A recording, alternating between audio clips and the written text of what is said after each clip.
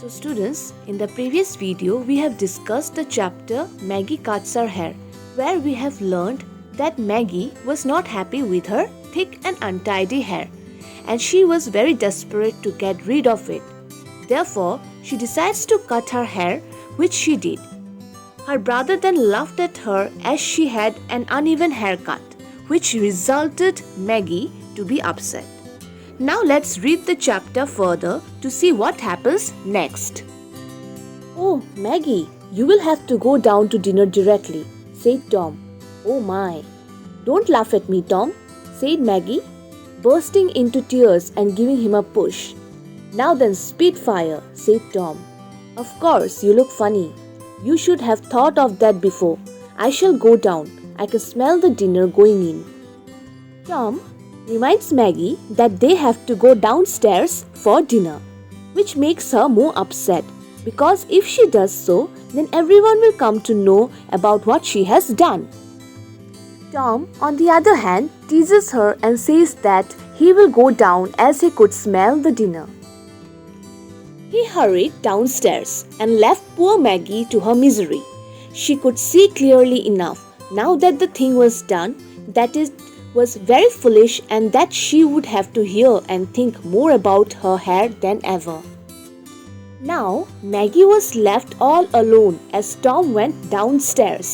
She now realized that it was a very foolish act done by her and that she would have to face the consequences in the form of scoldings from everyone because of her haircut.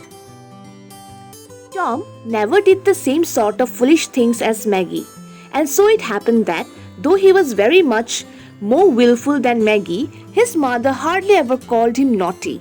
But Maggie, as she stood crying before the glass, felt it impossible that she should go down to dinner and endure the severe words of her aunts, while Tom and Lucy and Martha, who waited at the table, and perhaps her father and her uncles would laugh at her.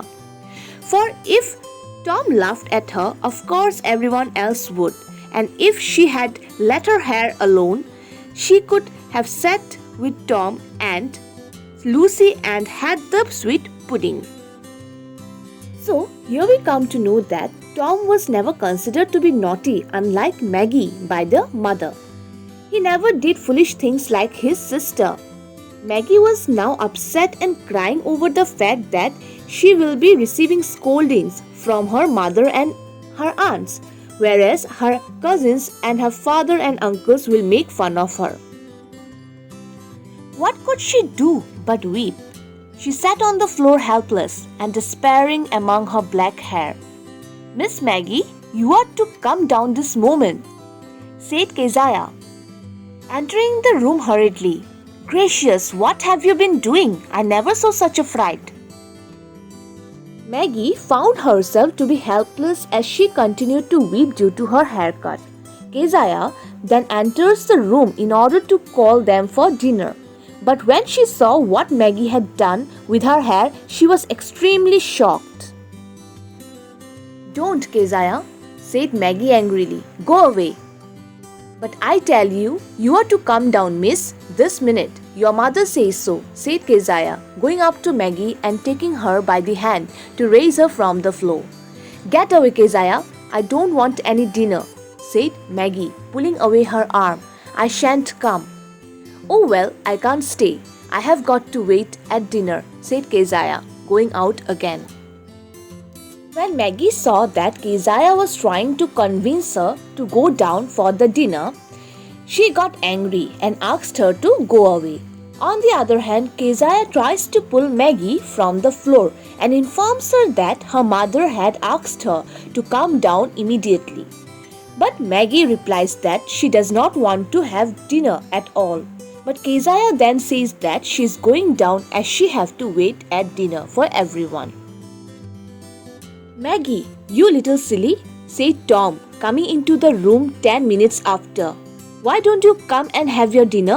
There are lots of sweets and mother says you are to come. Why are you crying for, you little baby?" Oh, it was dreadful. Tom was so hard and unconcerned. If he had been crying on the floor, Maggie would have cried too. and there was the dinner, so nice, and she was so hungry. It was very bitter. Maggie's brother, Tom, enters the room again after 10 minutes and informs her that there are lots of sweets for dinner. He also says that she is being asked to come down to have her dinner. When he notices her crying, he also calls her a little baby. But Maggie was also hungry at that time, and when she heard about the items, she can't resist her hunger. But Tom was not altogether hard. He did not feel like crying, and Maggie's sorrow did not spoil his enjoyment of the sweets he was looking forward to. But he went and put his head near her and said in a low, comforting voice, "Won't you come then, Maggie? Shall I bring you a bit of pudding when I have had mine?" After looking at Maggie's condition, Tom did not feel much upset or crying due to her sorrow. Rather, he was excited to have the sweets in his dinner. He then tried to tempt her by saying that if she doesn't come down, then he could bring her some pudding. "Yes," said Maggie, beginning to feel a little more cheerful.